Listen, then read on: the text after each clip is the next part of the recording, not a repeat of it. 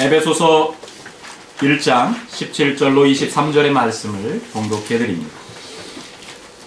우리 주 예수 그리스도의 하나님이신 영광의 아버지께서 지혜와 계시의 영을 여러분에게 주셔서 하나님을 알게 하시고 여러분의 마음의 눈을 밝혀주셔서 하나님의 부르심에 속한 소망이 무엇이며 성도들에게 베푸시는 하나님의 영광스러운 상속이 얼마나 풍성한지를 여러분이 알게 되기를 바랍니다. 또한 믿는 사람들인 우리에게 강한 힘으로 활동하시는 하나님의 능력이 얼마나 엄청나게 큰지를 여러분이 알기 바랍니다. 하나님께서는 이 능력을 그리스도 안에 발휘하셔서 그분을 죽은 사람들 가운데서 살리시고 하늘에서 자기의 오른쪽에 앉히셔서 모든 정권과 권세와 능력과 주권 위에 그리고 이 세상뿐만 아니라 오는 세상에서 일컬을 모든 이름 위에 뛰어나게 하셨습니다. 하나님께서는 만물을 그리스도의 발 아래 굴복시키시고 그분을 만물 위에 교회의 머리로 삼으셨습니다. 교회는 그리스도의 몸이요 만물 안에서 만물을 충만케 하시는 분의 충만함입니다. 아멘. 우리에게 주시는 하나님의 말씀입니다. 말씀을 주신 하나님께 감사드립니다. 지난주에 우리는 교회가 하나님의 꿈을 꾸는 사람들입니다 하는 말씀을 함께 나누었습니다. 하나님의 영, 이 성령, 거룩한 영이 임재한 사람들이 함께 모여서 하나님의 꿈을 꾸었는데요. 이 모임을 가리켜서 에클레시아라고 부르고 교회라고 불렀습니다. 이들이 꾸는 꿈은 성경을 통해 보여주는 하나님의 꿈이라고 했습니다. 하나님의 비전이고 또 하나님의 말씀이기도 합니다. 하나님의 백성으로 지음받은 사람들이 예수 그리스도를 통해 하나님과 온전한 관계를 회복하고 자신에 대해서도 그리고 다른 이들과도 또 다른 피조물과도 올바른 관계를 맺어가면서 행복을 누리는 삶을 이루는 것, 그것이 성경에서 우리에게 알려주는 하나님의 꿈입니다. 교회는 예수 그리스도로 말미암아 하나님과의 관계를 회복하고 이 하나님의 꿈을 다시금 세상 가운데 꾸기 시작하면서 세상을 향해 하나님의 마음을 전하는 사람들, 그 사람들이 교회라고 그랬는데요. 오늘 교회란 무엇인가에 대한 말씀 두 번째 시간입니다. 근데 지난주에 나눴던 말씀이 오늘 말씀 속에서도 우리로 하여금 새롭게 그 말씀을 상기시켜주는 부분들이 있습니다. 에베소서 1장 17절에서 23절의 말씀을 저희가 읽었습니다. 그 말씀 가운데 보니까 이렇게 나옵니다.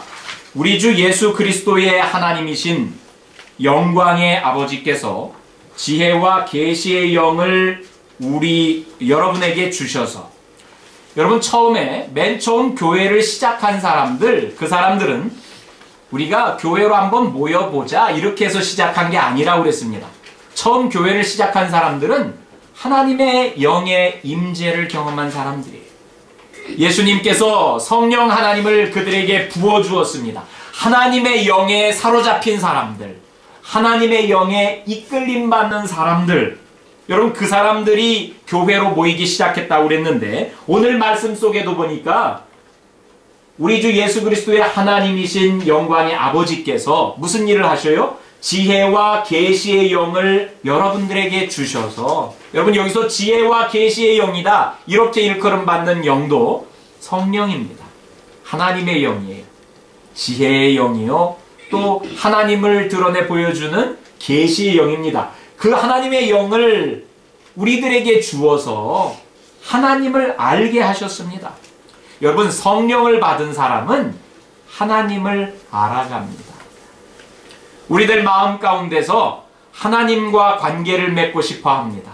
하나님 앞에 나아가고 싶어 합니다. 그분께 예배드리고 싶어 하고 그분을 찬양하고 싶어 합니다. 여러분 그것이 성령 하나님께서 우리에게 주시는 마음이에요. 우리들 마음 가운데 교회를 향하게 하고 하나님을 찬양하고 싶은 마음을 심어주는 영, 그게 성령이에요. 또 성령이 어떤 일을 합니까? 마음의 눈을 밝혀주셔서 하나님의 부르심에 속한 소망이 무엇인지를 알게 합니다. 여러분, 지난주에 교회는 하나님의 꿈을 꾸는 사람들입니다 그랬는데, 오늘 말씀 속에서는 하나님의 영이 임한 사람들은 눈이 밝아져서 하나님의 부르심에 속한 소망이 무엇인지 알게 된다. 그럼 하나님께서 왜 나를 불렀을까? 하나님께서 내 일터 가운데서 하나님의 사람으로 살게 하시면서 나로 하여금 꿈꾸게 하는 게 뭘까? 여기서는 소망이라는 말로 그 말을 여러분 대치시켜서 표현해 줍니다. 이게 교회예요. 또 성령이 임한 사람은 그 다음에 보니까 성도들에게 베푸시는 하나님의 영광스러운 상속이 얼마나 풍성한지 알도록 합니다. 그런 말이 있어요. 이 말이 뭡니까?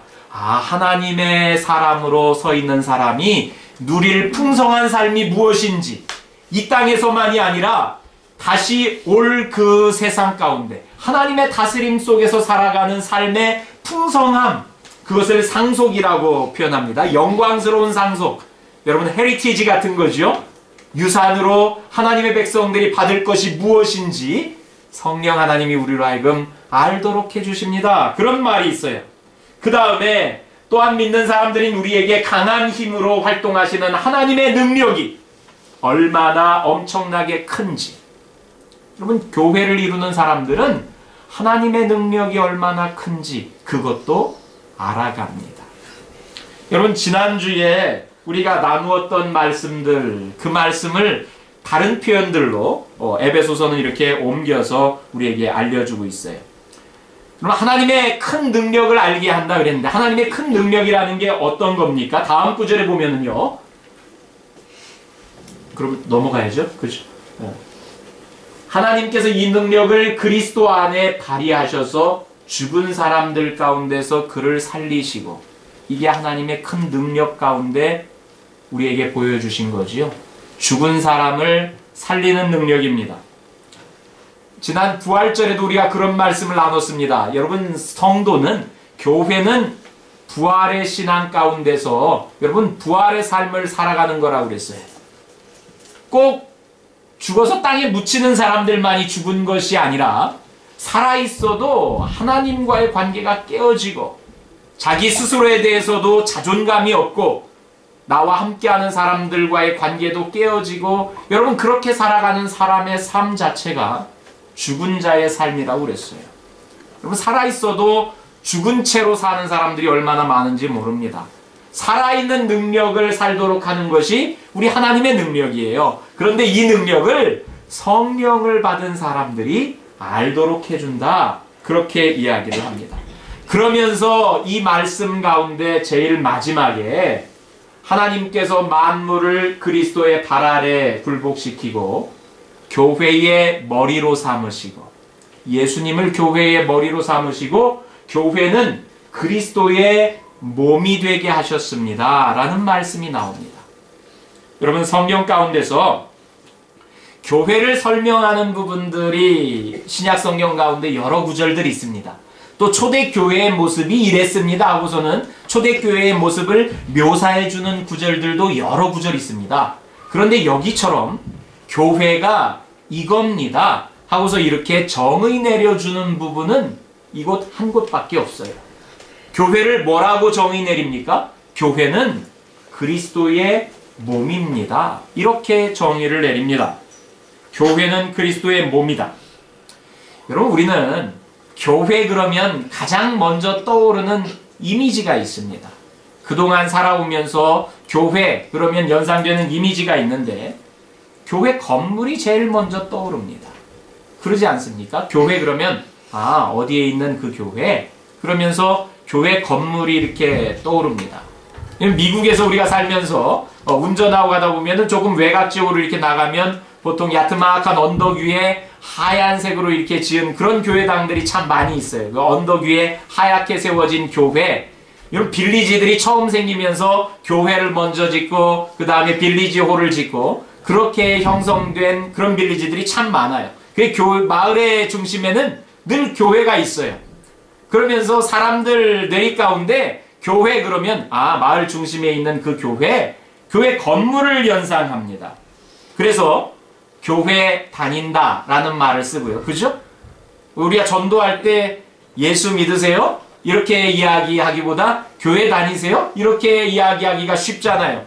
이 교회는 다니는 곳이라고 이렇게 생각을 해요. 그죠? 교회 간다. 당신 어디 가? 나 교회 가. 여러분 교회를 가는 곳이고 다니는 곳이라고 곳이라는 개념으로 우리가 그냥 상투적으로 이렇게 연상해서 생각을 합니다. 그런데 한번 생각해 보세요. 교회를 그리스도의 몸이라고 이렇게 정의를 내리는데 그러면 교회라는 말 대신에 그리스도의 몸으로 이렇게 그 말을 치환시킬 수 있잖아요. 그죠? 교회에 다녀. 그리스도의 몸에 다녀. 웃죠? 그죠? 이상하잖아요. 말이. 그리스도의 몸에, 너 그리스도의 몸에 다니냐? 여러분, 이게 무슨 말이에요? 주일 아침에 어디 가? 나 교회 가. 그러는데, 주님의 몸에 가. 이게 무슨 말입니까? 여러분, 그럼 말이 안 되는 거예요. 그죠? 사실, 교회에 가는 게 아니라, 교회 당에 가는 겁니다. 그죠? 교회 건물을 가는 거죠. 교회로 모이는 사람들이 모이는 그 집을 교회 당이라고 그래. 그게 교회가 아니라 그건 교회 건물이지. 나 지금 교회 당에 가. 예배 드리는 곳, 예배당. 여러분 교회로 모이는 사람들이 모이는 곳, 교회당. 우리가 연상하는 교회는 교회당입니다. 우리가 교회에 관한 말씀을 앞으로 쭉 들어가면서 우리의 뇌리 가운데서 가장 먼저 지우개로 지워야 될 게 교회는 건물이 아니다. 한번 따라해볼까요? 목사님들이 이런 거 하면서 이렇게 따라해보세요. 이렇게 이야기도 많이 하더라고요. 그죠? 교회는 건물이 아니다. 교회는 건물이 아니다. 네. 교회는 건물이 아닙니다. 우리 이거 지우개로 지워야 돼요. 교회는 건물이 아닙니다. 사실, 우리 교회 이름도 이 의미를 담고 있기도 해요. 그럼 지난해 4월 30일에 여러분들 가운데 이렇게 몇몇 분들이 모여서 우리가 교회를 이렇게 세워보자. 그리고서는 교회를 이렇게 교회로 모이기 시작했어요. 그죠? 저는 9월 중순부터 왔지만 여러분들 교회로 이렇게 모여가면서 저한테 우리가 교회를 세울 텐데 목사님 이름을 좀 이렇게 우리가 정할 수 있도록 도와주셨으면 좋겠습니다. 그렇게 얘기해요. 그래서 몇 가지 이름을 이런 이름도 있고 이런 이름도 있고 이렇게 좋겠습니다. 그래서 몇 가지 이름들을 이렇게 줬어요. 그 중에 하나가 교회는 하나님의 가족입니다. 예수님의 이름으로 모이는 예수님의 가족입니다. 그래서 예가교회라고 해도 좋겠습니다. 라고도 했고 교회는 건물이 아니라 여러분들이 교회입니다. 그래서 우리가 교회입니다. 그래가지고 우리 교회도 괜찮겠습니다. 그래서 몇 가지 이름들을 이렇게 줬는데 그 중에서 여러분들이 정한 게 우리 교회가 좋겠다 그래가지고 우리 교회로 이렇게 정했다고 그래요. 근데 그런 의미들을 알고서 정했는지 아니면 분당에 우리 교회라고 한국에서 큰 교회가 있으니까 그 교회를 쫓아서 우리 교회를 정했는지는 제가 모르겠어요. 그런데 여러분 우리 교회라고 하는 이름 사실 그게 우리 교회의 풀네임이 아니죠. 여러분 여러분 주보에 있는 우리 교회의 풀네임을 보면은요. 그 주황색 글씨로 위아래 이렇게 쓰여져 있어요. 그죠? 그래서 하나님 나라 복음을 전하는 우리는 교회. 그럼 이게 사실은 교회의 정의를 디파인 해주는 겁니다. 하나님 나라 복음을 전하는 우리가 교회라는 거예요. 우리가 교회예요. 근데 우리는 교회 안 하고 우리가 교회 그러면은 다른 교회들에서 니네가 교회고 우리는 교회 아니냐? 그럴까봐 너네도 교회야 그러면서 우리는 교회 그렇게 여러분 근데 우리가 교회인 거예요. 건물이 교회가 아니라 예수님이 말씀하셨던 것처럼 두세 사람이 내 이름으로 모이는 그 모임이 교회입니다. 두세 사람이 내 이름으로 모이면 거기에 나도 함께 하겠다 그러면서 예수님이 함께 당신과 더불어서 모이는 그것을 교회라고 이렇게 말씀해 주셨어요. 그리고 우리가 교회입니다. 여러분 이럴 때 한번 따라서 해보세요. 우리는 교회다. 우리는 교회다. 이게 우리 교회의 이름입니다. 우리 교회가 무슨 뜻이야? 물론 우리 말씀 가운데 여기서 또 다른 우리의 의미가 있죠. 울타리 이야기를 합니다. 그래서 예수 그리스도의 울타리에 들어있지 않은 사람들을 우리가 이 우리에 인도해야 되겠다. 그래서 요한복음 10장 16절의 말씀을 따서 우리 교회라는 의미가 또 하나 이렇게 주어지지만 또 한 측면의 의미는 우리가 교회야. 우리가 너와 내가 교회야. 너와 내가. 근데 하나님 나라 복음을 전하는 우리가 교회를 했으니까 하나님 나라 복음을 안 전하는 우리는 교회가 아니야. 그죠? 그러니까 우리가 교회가 되려면 여러분 위에 있는 주황색 글씨를 우리가 가지고 살아야 우리가 교회가 되는 거예요. 교회가 되려면 우리 교회는 어떤 교회야? 하나님 나라 복음을 전하는 우리는 교회야. 그랬으니까 여러분 복음을 안 전해. 그러면 교회가 아니야. 여러분 그 말과 같은 거예요. 그러니까 우리 교회의 의미 가운데도 사실 건물이 교회가 아니다. 그게 굉장히 강력하게 그 이름 속에 들어가 있는 거예요. 아셨으면 좋겠어요. 아셨으면 좋겠어요. 야, 너네는 교회 이름이 우리 교회가 뭐냐? 그러면 우리 교회의 의미가 이런 거야. 여러분 그렇게 기억할 수 있기를 바랍니다. 자, 그래서 근데 교회를 그럼 그렇게 사람들이 모이는 그 모임, 사람들을 교회라고 그러는데 이 에베소서에서는 교회가 그리스도의 몸입니다. 이렇게 이야기를 해요. 이 그리스도의 몸입니다. 왜 그리스도의 몸이라고 이렇게 부를까요? 그리스도의 몸이라는 게 도대체 어떤 의미를 가지고 있길래 그리스도의 몸이다. 그리고 그리스도는 교회의 머리다. 뭐 우리가 이제 여러 가지 생각들을 이렇게 할 수 있겠지만 올 1월 이렇게 첫 주일에 여러분 우리가 요한복음 말씀을 시작하면서 요한복음 1장의 말씀을 같이 나눴는데요. 다시 이렇게 기억해 볼 수 있기를 바랍니다.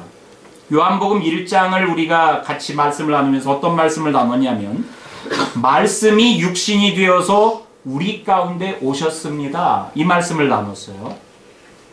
하나님이신 말씀, 그 말씀이 사르기라고 하는 인간의 몸뚱이를 입고서 이 땅 가운데 오셨다. 그거를 육신인 몸을 입고 오셨다. 그래서 성육신이라고 그러죠. 여러분 몸을 이루었다. 그래서 성육신이라고 그럽니다. 몸이 되었다는 거죠. 그 몸이 된 하나님의 말씀이 뭐예요? 예수님이에요.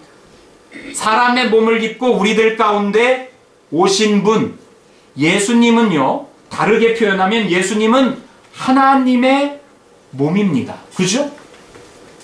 말씀이 하나님이시고 그 하나님이신 말씀이 몸이 되어서 이 땅 가운데 오신 분, 그분을 우리가 예수라고 이름을 부르는데 그 예수 그리스도가 하나님의 몸입니다. 근데 왜 하나님이 그럼 사람의 몸이 되어서 이 땅 가운데 오셨습니까? 여러분 죄 가운데 눈이 막혀서 하나님과의 관계가 깨어진 사람들이 하나님을 도무지 볼 줄을 모르니까 하나님이 계신지 알지도 못해. 그래서 그 하나님을 우리 눈높이에 맞춰서 보여주시려고 사람의 몸이 되어서 하나님이 이 땅 가운데 오셨습니다. 여러분 하나님의 몸이신 예수님은 왜 그분을 가리켜서 그럼 하나님의 몸입니다 이렇게 이야기합니까? 하나님을 보여주기 위해서 몸이 된 거예요. 하나님을 보여주기 위해서 몸이 되신 하나님, 여러분 이것을 신학적인 용어로는 계시라고 그럽니다. 계시, 아주 특별한 계시야. 그래서 특별 계시라고 그럽니다. 하나님이 인간 예수가 되어서 인간의 몸을 입고 우리에게 하나님을 보여주신 사건, 그것을 하나님의 계시 사건이라고 이렇게 불러요. 하나님의 몸인 예수는 하나님을 보여주기 위한 거구나. 그래, 몸으로 오신 하나님, 예수님은 그 사명을 다하고 이제 죽음에서 다시 살아나셔서 부활하시고 승천하셔서 하나님의 우편에 앉아 계시다고 그랬어요. 그죠? 예수님이 부활 승천하시면서 이제는 예수님께서 당신과 함께 했던 제자들에게 하나님의 영을 부어주셨어요. 그리고 그 하나님의 영이 임재한 그 사람들을 교회라고 부르시기 시작했어요. 여러분, 성경 가운데서 교회라는 말이 제일 처음 나온 것이 마태복음 16장 16절에서 18절입니다. 예수님께서 내가 교회를 세우겠다 이런 말씀을 이렇게 하신 것인데 어떤 맥락 가운데서 합니까? 여러분, 베드로가 예수님 앞에서 신앙 고백을 하지요. 주는 그리스도시요 살아계신 하나님의 아들이십니다. 그렇게 베드로가 신앙을 고백하니까 예수님이 베드로에게 바요나 시몬아, 그것을 너에게 알려주신 분은 사람이 아니라 하늘에 계신 내 아버지시다. 그리고서는 그 예수님을 하나님의 아들 구세주라고 이렇게 고백한 그 신앙 고백 위에 내가 그 고백을 반석으로 삼아서, 그래서 여러분 베드로 이름을 그때부터 너 반석이라고 해라, 베드로라고 이렇게 그렇게 하죠. 여러분, 너를 반석으로 삼아서 그 위에 내가 교회를 세우겠다, 그렇게 이야기를 합니다. 그러니까 예수님은 교회를 세울 때 당신과 더불어서 당신을 보고 당신의 말씀을 듣고 당신과 함께 이렇게 살아가면서 제자가 되었던 사람들에게 하나님의 영을 부어주면서 당신은 떠나지만 당신의 뒤를 이어서 너희들이 교회가 되렴. 내가 있을 때는 내가 하나님을 보여주고 내가 하나님을 가르치지만 내가 없을 때는 나를 대신해서 교회가 하나님을 보여주고 하나님을 가르치고 예수님 하셨던 일을 이어가는 거지요. 그죠? 여러분, 예수님은 하나님을 보여주기 위해서 인간의 몸을 입고 하나님의 몸이 돼서 우리 가운데 오셨는데, 그럼 같은 이치로 교회를 그리스도의 몸이다 그러면 뭘 보여주는 거예요? 교회는 뭘 보여줍니까? 그리스도를 보여주는 거예요. 교회는 그리스도를 보여주는 그리스도의 몸입니다. 여러분, 왜 이런 말을 사용하냐? 서구의 웨스턴의 그 사유 체계를 이루는 인류 역사의 큰 두 가지 사유 체계가 있습니다. 그 중에 하나를 헤브라이즘이라고 합니다. 히브리적인 사고예요. 구약 성경의 영향을 받았어요. 그리고 또 한 가지는 헬레니즘 사고라고 합니다. 여러분, 그리스 철학적인 사고예요. 헤브라이즘은 이론론적인 생각을 합니다. 그래서 거기에는 무언가 나누어져 있는 게 아니야. 여러분, 우리가 구약 성경을 읽어가면 하나님께서 살아있는 자들, 죽은 자들의 하나님입니다. 하나님 한 분밖에 안 계셔. 모든 것의 시작이 하나님입니다. 이런 생각의 체계 가운데서 여러분 구약 성경이 쓰여져 있고 그것을 우리가 이론론적인 사고입니다, 이렇게 이야기를 합니다. 이 서구 사상 가운데 그런 것을 이루는 그 하나의 토대가 되는 축입니다. 그것과 더불어서 또 한 가지 사상의 축이 그리스의 사상 축인데, 이거는 이원론이에요. 이원론인 게 흔히 뭐냐? 두 가지로 이렇게 빛이 있고 어둠이 있어. 삶이 있고 죽음이 있어. 천국이 있으면 지옥이 있어. 이게 이원론입니다. 선이 있고 악이 있어. 근데 여러분, 이 신약 성경이 쓰여질 때는 그런 그리스 철학적인 사유 체계가 세상을 지배할 때 여러분 그리스 말로 신약 성경이 쓰여집니다. 이원론 가운데 대표적으로 이야기하는 게 영혼과 육신입니다. 사람을 보니까 사람에는 영혼이 있네. 그리고 사람에게는 그 영혼을 담아내는 몸도 있구나. 근데 여러분 그 이원론적인 데서 몸보다는 언제나 영혼이 더 무게를 더 가지고 있지요. 그죠? 그래서 우리 몸뚱이는 잠시 있다가 없어지는 거고 썩어 없어지는 거야. 우리에게 더 가치 있는 것은 몸이 아니라 우리의 영혼이야. 이런 이야기를 하는 거죠. 그죠? 보이지 않는 것, 더 숭고한 것, 그런 것들은 여러분 그 그리스 철학 가운데 그런 것들을 담아낸 사유 체계가 있어요. 자, 그런 세상의 생각을 하는 사고 패턴 가운데서 교회를 설명하고 복음을 설명하는데, 교회라는 게 뭐냐? 그리스도의 몸이야. 이렇게 이야기하는 거는, 여러분 우리 몸을 빗대서 하면은 우리 몸을 움직이는 그 몸의 주인이 우리의 영혼이라고 이렇게 이야기할 수 있는 것처럼 교회에 있어서 교회를 움직이고 교회를 다스리고 주장하는 것은 그리스도야. 그리고 교회는 그분을 담고 있는 몸뚱이야. 여러분, 이런 표현 가운데서 이게 유래를 하는 거예요. 그런 생각을 하고서 이 말씀을 가지고 이해를 하면, 이 사람이 어떤 사람인지 이 사람을 보려면 이 사람의 정신세계를, 우리는 이 사람의 정신세계를 직접 들여다볼 수가 없지요. 그죠? 그 사람이 저 몸을 가지고 무슨 일을 하나, 저 몸속에 있는 입으로 무슨 말을 하나. 여러분, 저 사람이 하는 일과 저 사람이 하는 말과 그런 것을 통해서 저 사람을 보는 거예요. 교회도 마찬가지입니다. 예수 그리스도가 누구인지 그리스도께서 부활 승천하신 다음에 그분을 보여주고 그분을 드러내기 위한 몸으로 사용되는 교회, 이 교회를 통해서 예수님을 세상에 보여주는 거예요. 여러분, 우리가 전도를 하면서 야, 너 예수 믿어. 예수 믿어야 네 영혼이 살고 네가 구원받을 수 있고 예수 믿어야 돼. 이렇게 이야기할 때 야, 그 예수 보여줘봐. 그럼 내가 믿을게. 야, 너 하나님을 그 하나님 좀 보여줘봐. 내가 믿을게. 여러분, 어떻게 하나님을 보여주고 어떻게 예수님을 보여줍니까? 우리는 그걸 보여줄 재주가 없어요. 근데 한 가지 방법이 있어. 예수님을 보여줄 수 있는 게 뭐예요? 교회예요, 교회. 그분의 가르침을 교회가 보여줘야 되는 겁니다.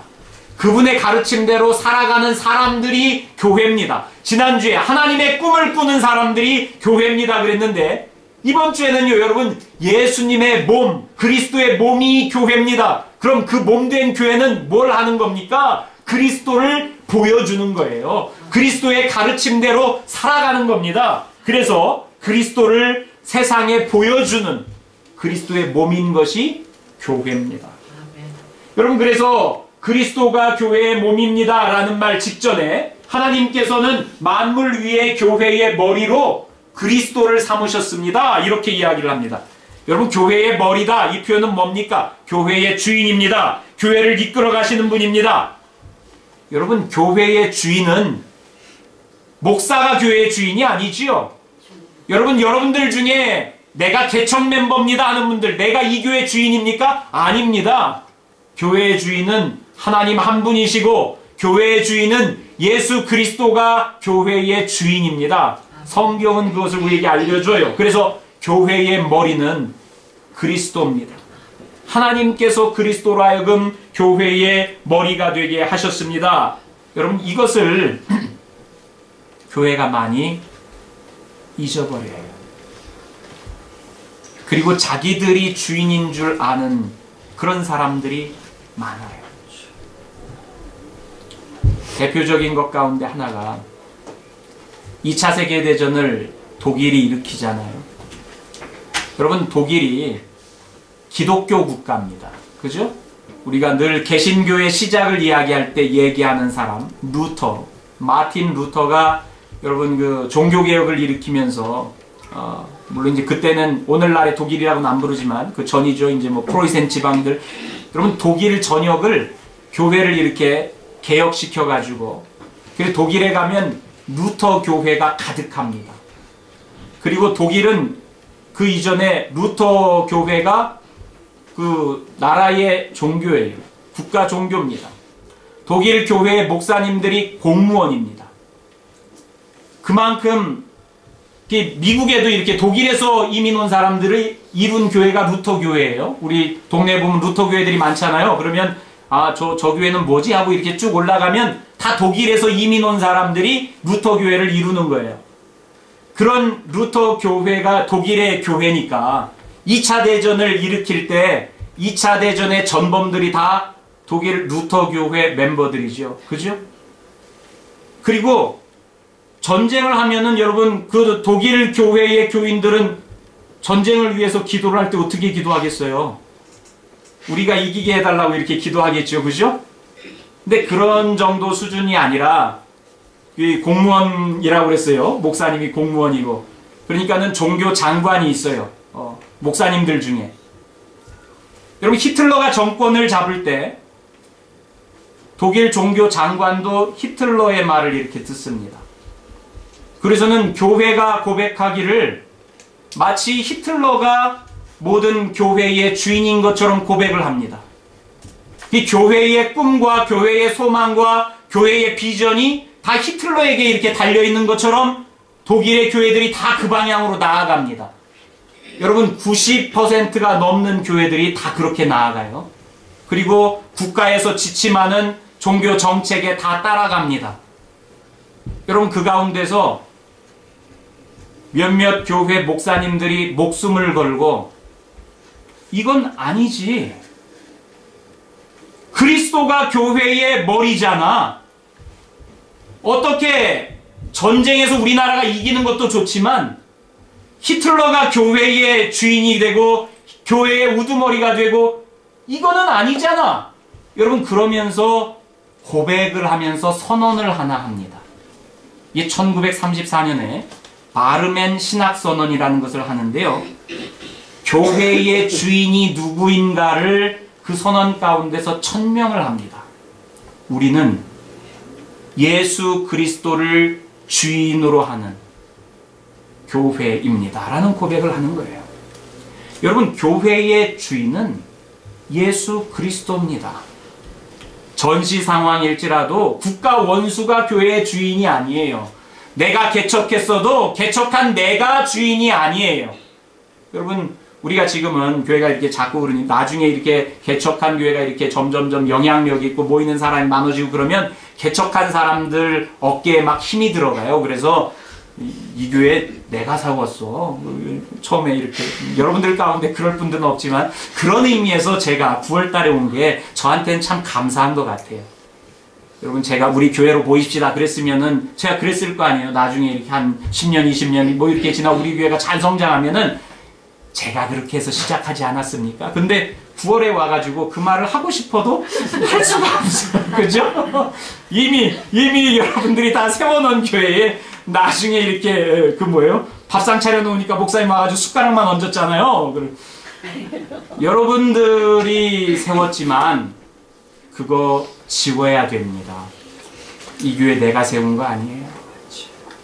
하나님이 세우신 교회고 우리 교회의 주인은 언제고 예수 그리스도가 우리 교회의 머리가 되십니다. 우리는 그분을 드러내는 몸뚱입니다. 그 표현을 하는 거예요. 여러분, 모든 분란 있는 교회의 문제에 예수 그리스도가 주인입니다. 그분의 꿈이 우리의 꿈입니다. 그분의 사명이 우리의 사명입니다. 여러분, 이렇게 고백을 교인들이 같이 하면 뭐가 문제가 되겠어요? 근데 어느덧 스스로가 주인이 된다고 생각을 하니까 모든 교회에 문제가 됩니다. 여러분, 몸뚱이는 언제고 머리가 이끄는 대로 갑니다. 그죠? 머리가 가면 가는 거예요. 머리가 그렇게 생각하면 따라가는 게 몸뚱입니다.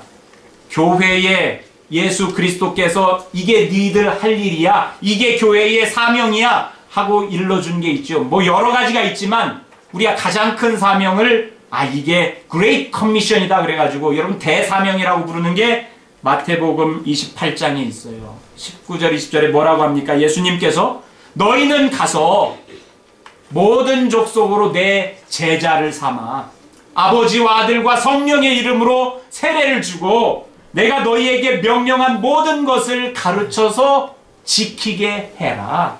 여러분, 이게 예수님께서 부활하셔서 교회에 이게 앞으로 너희들의 할 일이야 하고서는 알려주신 거예요.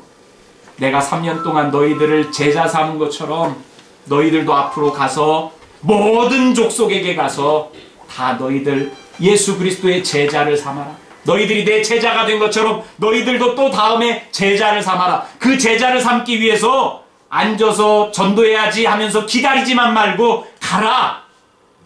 여러분, 전도하는 사람이 가야지요. 그죠? 가서 전도하는 거예요. 아버지와 아들과 성령의 이름으로 세례를 주어라. 이게 뭐예요? 그 사람이 예수로 말미암아 다시 태어나게 해주어라. 그리고 예수님께서 가르쳐 주신 것을 그들에게도 가르쳐서 그들로 하여금 주님 말씀대로 살아갈 수 있도록 해라. 이게 머리이신 그리스도께서 교회를 이끌어 가시면서 우리에게 주시는 말씀이에요. 여러분, 우리가 어떻게 직접 보이지는 않으니까 그렇게 그러나 생각은 할 수 있을 거예요. 우리 머리가 시켜서 몸뚱이가 하는 거죠. 그죠?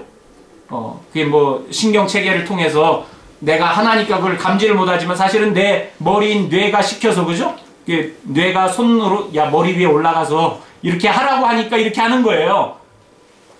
여러분, 그리스도가 머리인 그리스도가 하라고 하는 대로 교회는 하는 겁니다. 이게 머리이신 그리스도와 몸인 교회의 관계입니다. 여러분, 그러면서 이 말씀과 비슷한 말씀이 고린도전서 12장에 가면 또 있습니다.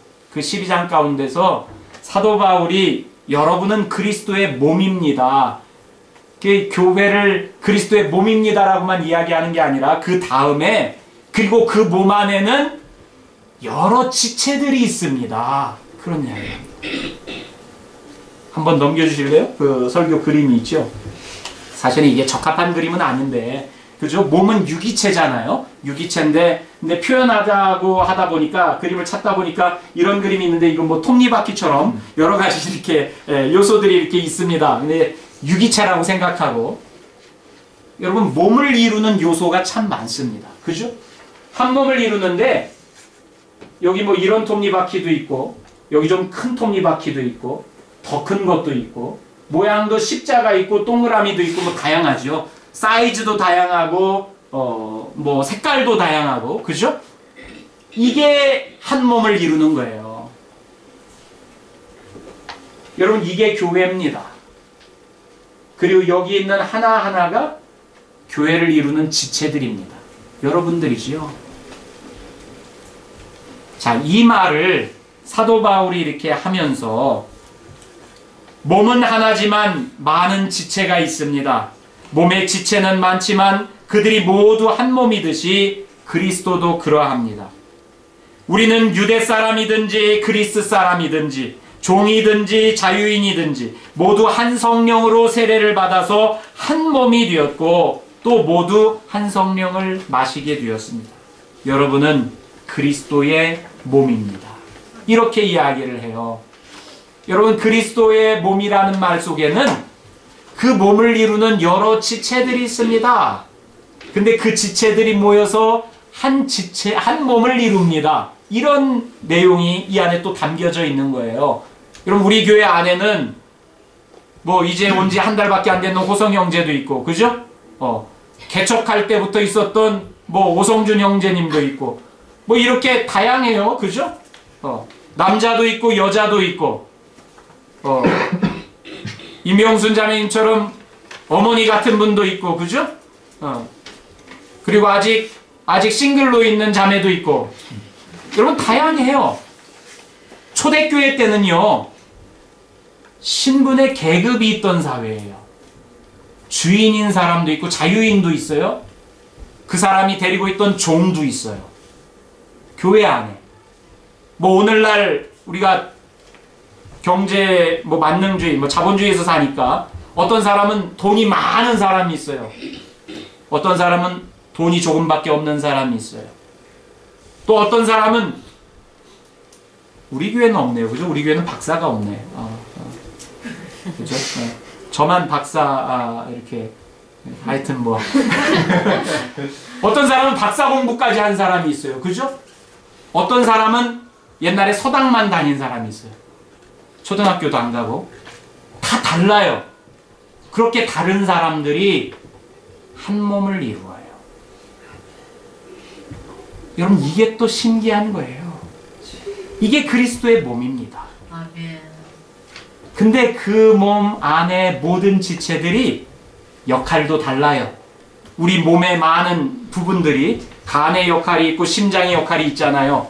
뇌의 역할이 있고, 여러분 또 손톱의 역할이 있고, 그죠? 손톱이라고 하지 않습니까? 아니요. 저는 여러분 초등학교 다닐 때 손톱에 상처가 났는데 그게 아직까지도 있어가지고 아플 때가 있어요.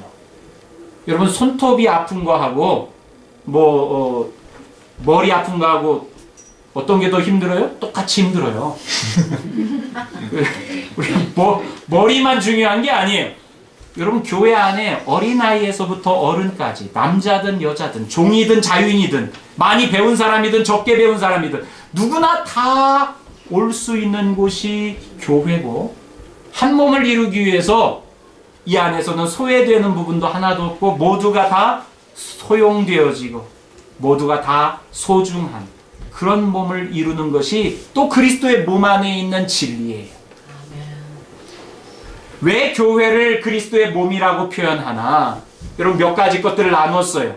그리스도를 보여주기 위한 존재이기 때문에 그리스도의 몸이라고 했습니다. 여러분, 또 그리스도가 머리이십니다. 교회의 주인이고 교회를 이끌어가는 분이십니다. 그런 말도 나눴습니다. 그리고 몸을 이루는 여러 지체들이 있듯이 교회 안에도 다양한 사람들이 와서 한 몸을 이룹니다. 여러분, 예수님께서 교회를 세우시고 당신이 머리가 되시고 당신의 몸뚱이가 되어서 당신을 드러내기를 원하는 그런 존재, 그게 교회예요. 그 교회를 저와 여러분들이 이루어가는 겁니다. 이게 얼마나 소중한 건지 몰라요. 귀한 건지 모릅니다. 그 귀한 교회를 여러분, 하나님께서 원하시는 방향으로, 그리스도께서 이끄시는 방향으로 함께 더불어 세워갑시다. 주님, 감사합니다. 은혜 가운데 우리로 하여금 주님의 몸된 교회를 이루게 하시니 감사합니다. 주님께서 원하시는 방향으로 주님 주시는 귀한 사명을 품고 주님의 소원을 따라서 주님의 소원을 이루어드리는 그런 교회가 되게 하여 주옵소서.